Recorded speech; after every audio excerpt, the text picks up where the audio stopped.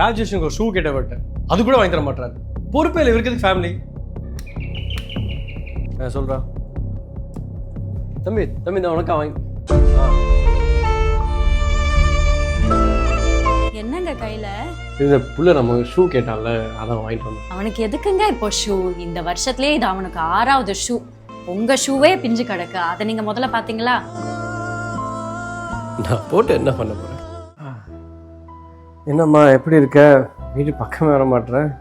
வேலையா இருந்தப்பா, வரேன், அப்புறமா வரேன். அப்பப்பா வீட்டுக்கு வாமா, அப்பதான் எனக்கும் அம்மாக்கெல்லாம் சந்தோஷமா இருக்கும்.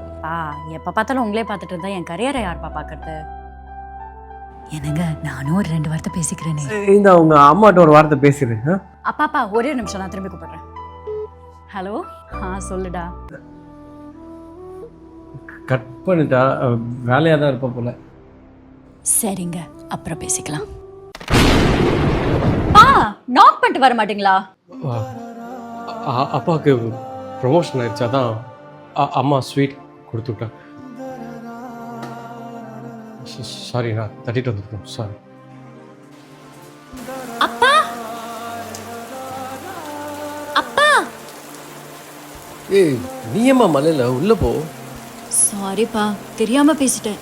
நீங்க எப்போ வேணாலும் என் வீட்டுக்கு வரலாம்ப்பா. நீ என்ன சாரிலாம் சொல்லிக்கிட்டேன்? நான் தான் ஏதோ சந்தோஷத்துல கதை தடம் நான் வந்துருக்க கூடாது. என் தப்பு தான். சாரிப்பா, ரொம்ப கஷ்டமா இருக்கு. கஷ்டம்லாம் படாத, என்னை பற்றிலாம் நீ யோசிக்க வேண்டாம். உன் ஃப்ரெண்டு உள்ள வெயிட் பண்ணிட்டு இருப்பாங்க, உள்ளே போ. அப்புறம் நாளப்பின நீ நிற்காத நம்ம வீட்டுக்கு வந்தேன்னா தைரியமாக உள்ளவா, கதவுலாம் தட்ட வேண்டாம். எங்கள் கதவு உங்களுக்கு எப்பவுமே திறந்தா இருக்கும். மழை விட்டதுக்கு அப்புறமாவது போங்கப்பா. பரவாயில்ல, வேலை இருக்கு.